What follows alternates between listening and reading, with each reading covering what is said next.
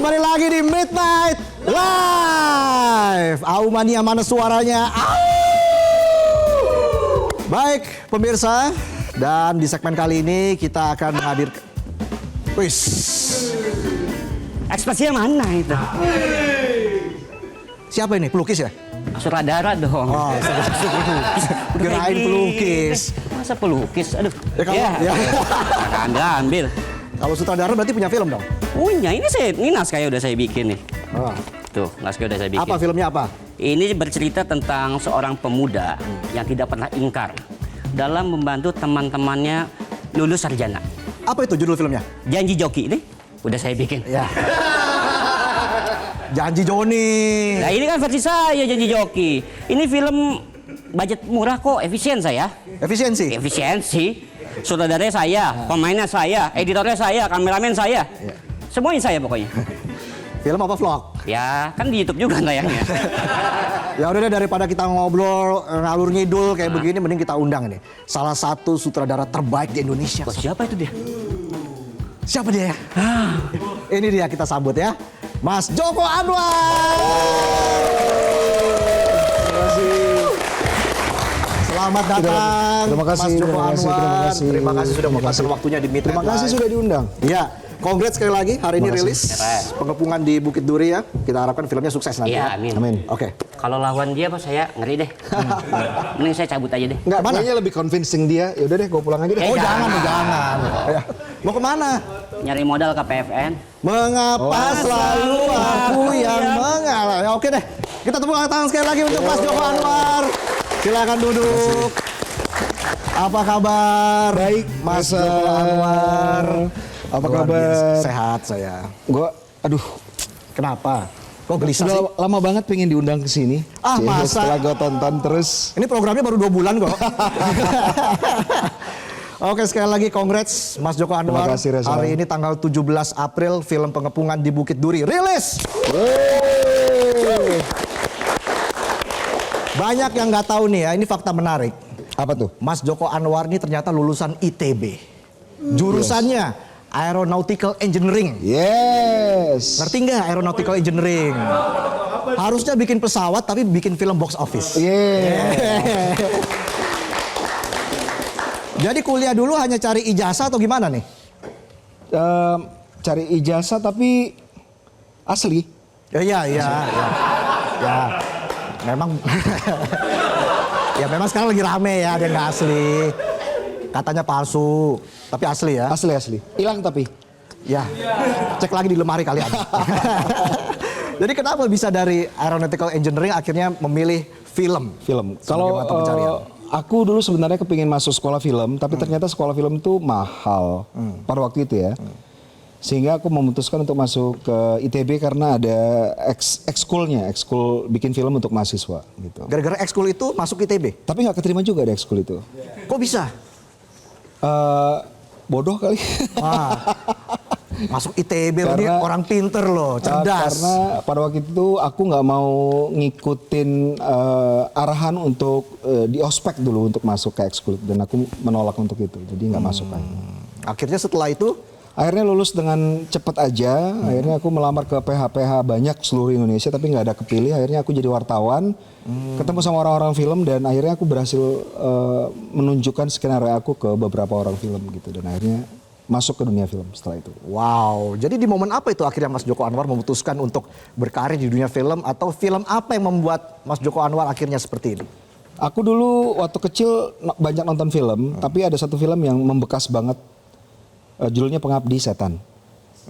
Ya. Karena nonton film itu impactful banget. Kayak kok film bisa memberikan impact sebesar itu ya. Ya. Gitu. Jadi aku pengen membuat film karena ingin memberikan efek yang sama kepada penonton. Itu tahun 82 aku nonton ketika aku masih berumur 6 tahun. Dan itu membekas banget, jadi kepengen bikin film gara-gara itu. Iya, Gitu. usia 6 tahun dan nonton film horor ya. Makanya sekarang otaknya waras banget gitu. Nggak bikin film juga sekarang yang baik-baik aja. Romantis, gitu kan. masa. Menghangatkan hati. Dan juga kalau kita lihat Mas Joko Anwar ini kan sampai di titik ini banyak perjuangannya ya. Yes. Bagaimana tuh Mas Joko Anwar cerita soal perjalanannya menjadi salah satu sutradara terbaik loh di Indonesia? Masa sih? Iya dong. Perjuangannya mungkin gini, karena kalau kita bikin film kan dari awal kita harus tahu kita mau bikin film seperti apa. Iya. Kalau aku dari awal sudah tahu bahwa aku hanya akan bikin film berasal dari keresahan gitu. Jadi ada yang ingin aku sampaikan tentang apa yang aku rasakan di lingkungan kecil seperti persahabatan, keluarga, atau lebih besar lagi negara gitu. Jadi selalu bikin film berdasarkan respon yang aku rasakan sebagai orang yang tinggal di Indonesia. Jadi mungkin itu kan nggak gampang ya. Kadang-kadang kan pemilik modal ketika di awal karir aku hanya mau membiayai film-film yang lebih aksesibel, lebih komersil, tapi aku tetap di jalurnya. Memang perjalanan di awal-awal agak sulit, tapi sekarang udah lebih gampang sih. Oke, jadi tetap fokus ya. Fokus. Fokus itu dia, harus fokus. Kalau ya. bikin film nggak fokus, nanti orang nggak bisa ngelihat karena gambarnya burem. Nah iya benar. Harus fokus juga, fisik mental harus fokus. Karena kalau kita dalam berkarir itu kan, ya kita maju tapi jangan menyingkirkan orang lain. Kita terbang tinggi jangan menjatuhkan orang lain. Penting. Penting itu, profesional. Betul, ya. Oke, lanjut lagi. Lanjut. Oke. Ya benar kata Mas Joko Anwar, bikin film harus cuan. Tapi ketika itu berbenturan dengan idealisme, Ya. itu gimana tuh? Enggak, kita bisa kok menghasilkan uang dengan punya idealisme.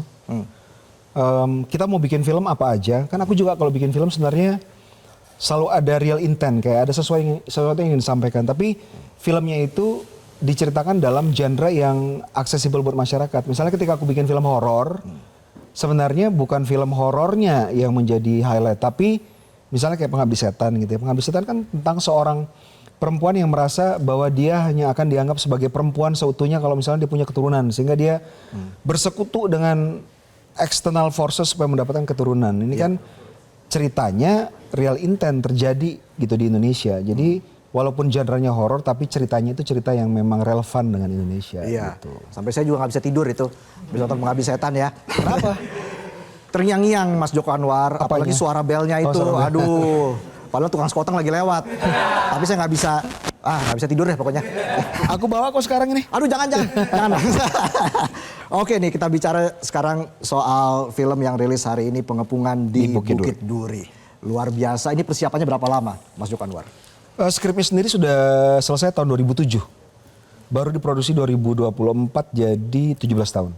17 tahun? 17 tahun. Tapi ini film ke-11 ya? Film ke-11. Film ke-11 Mas Joko Anwar, kalau kita lihat Mas Joko Anwar tuh kalau film persiapannya memang panjang-panjang. Panjang. Ya? Kenapa tuh? Aku udah 20 tahun bekerja di film dan baru punya 11 film, jadi satu film itu 2 tahun. Jadi aku hanya mengeluarkan film setiap 2 tahun sekali. Karena memang persiapannya panjang. Persiapan untuk nulisnya panjang, persiapan filmnya panjang, syutingnya setelah selesai juga post produksinya juga panjang gitu, supaya ya memberikan yang terbaik lah gitu, nggak asal. Karena aku percaya bahwa sebagai seorang filmmaker di Indonesia kita bukan cuma memikirkan keuntungan sesaat, yang penting bikin film laku tapi juga ada kontribusinya. Kalau aku percaya bahwa setiap dari filmmaker di Indonesia harus mengeksplor cara bertutur, genre, isu, sehingga ruang lingkup untuk kita berkarya itu menjadi lebih luas. Gitu. Apakah itu membuat circle dari Mas Joko Anwar ini juga ya itu aja gitu maksudnya dalam pembuatan film? Ya bisa dibilang aku bekerja sama dengan banyak kru yang sama sejak beberapa belas tahun yang lalu, karena sudah lebih gampang komunikasinya dan satu visi. Tapi selalu ada orang-orang baru yang bergabung. Terutama kalau misalnya kita bikin film seperti di Pengepungan di Bukit Duri, para pemain yang baru saja bergabung di perfilman aja itu ada dan banyak. Apalagi orang-orang yang memang sudah jadi aktor tapi belum pernah kerjasama dengan kita gitu. Jadi aku selalu berusaha untuk dalam setiap produksi selalu melahirkan either filmmaker atau aktor baru. Paling enggak 30% harus orang baru gitu. Buat regenerasi juga ya? Regenerasi dan menjaga supaya perfilman kita tetap fresh. Jadi penonton tidak melihat yang itu aja. Oke, beri tepuk tangan sekali lagi Mas Joko Anwar. Kita langsung lihat trailernya berikut ini. Film Pengepungan di Bukit Duri berikut ini.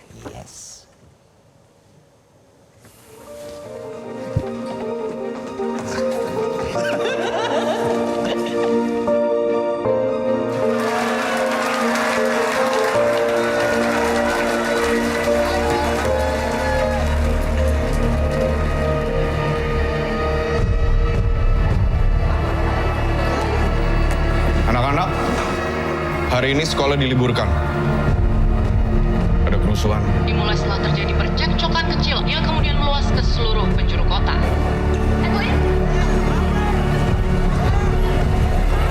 Negara kita itu kayak kaca yang paling tipis.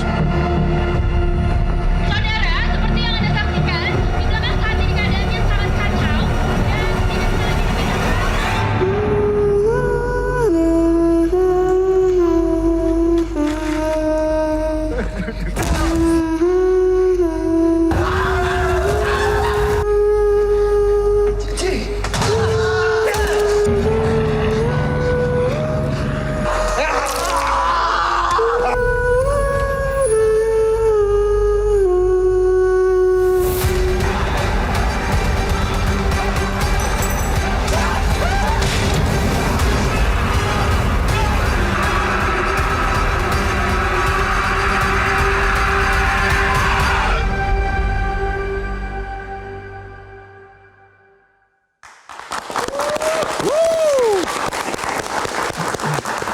Dari trailernya aja udah bikin deg-degan ya.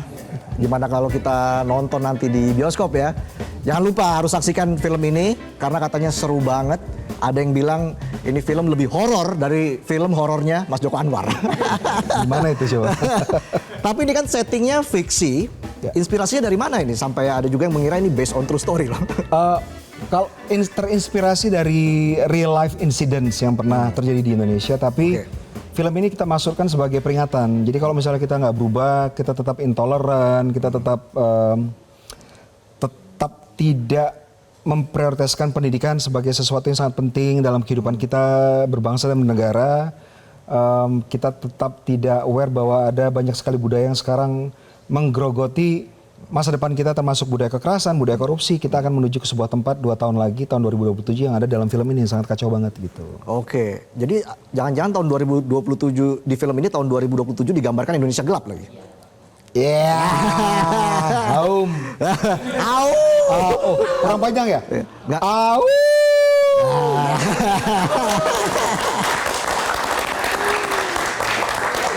Oke, dari pemilihan casting apa tantangannya?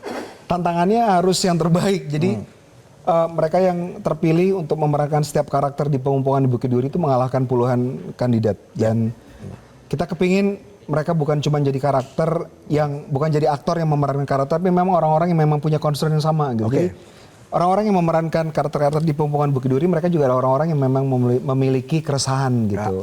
Mereka aware bahwa ada banyak sekali isu yang terjadi sekeliling mereka di lingkungan baik itu lingkungan kecil seperti kota atau negara, dan ini nanti akan dicerminkan dari cara mereka berinteraksi satu sama lain gitu. Nah, menarik nih, kita bahas lebih lanjut lagi tapi usai jeda ya.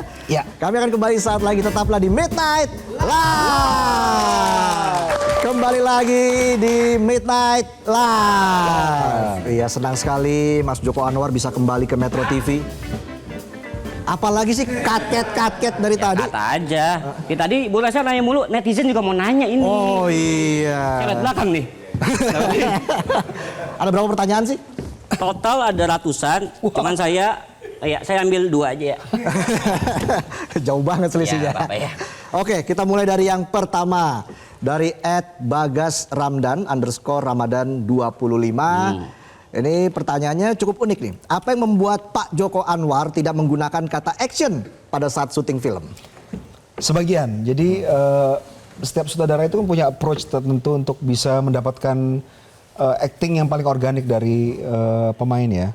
Untuk beberapa adegan, kalau misalnya adegan itu membutuhkan distraksi yang sangat minimal banget. Misalnya adegan yang sangat penuh emosional, itu gue nggak pakai action supaya ada ruang buat pemain untuk bisa merasakannya bahwa ini adalah realita gitu. Jadi gue akan langsung kasih kode ke sinematografer gue dengan kata sandi, dan dia akan langsung rolling merekam. Demikian juga dengan perekam suara, dan gue hanya akan bilang whenever you ready silahkan gitu.